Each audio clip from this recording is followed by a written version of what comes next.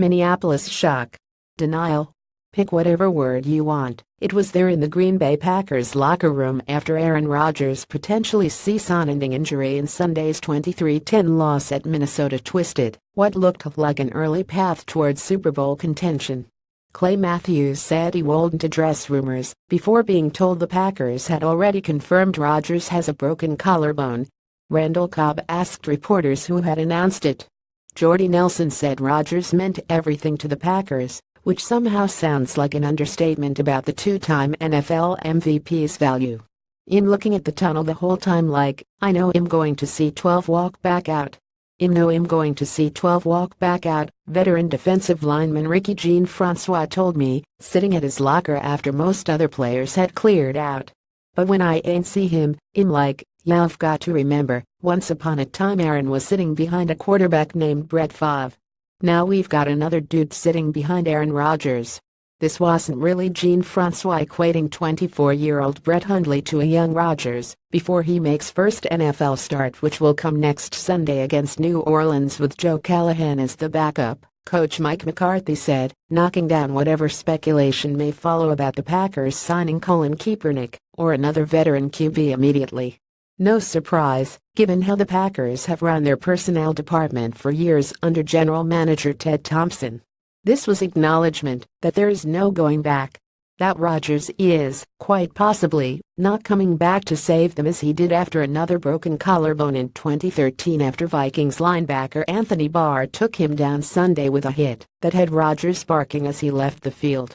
That Hundley, a talented but raw underclassman who slipped to the 5th round in the 2015 draft and has trained mostly in the shadows behind Rodgers since, is going to have to seize this role immediately to keep the loss of his brilliant mentor from punching the wind out of this team.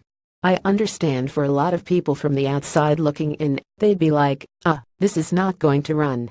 But there's only that one piece went down, and that piece showed another piece experience, Jean-Francois said. Now it's your time to display it.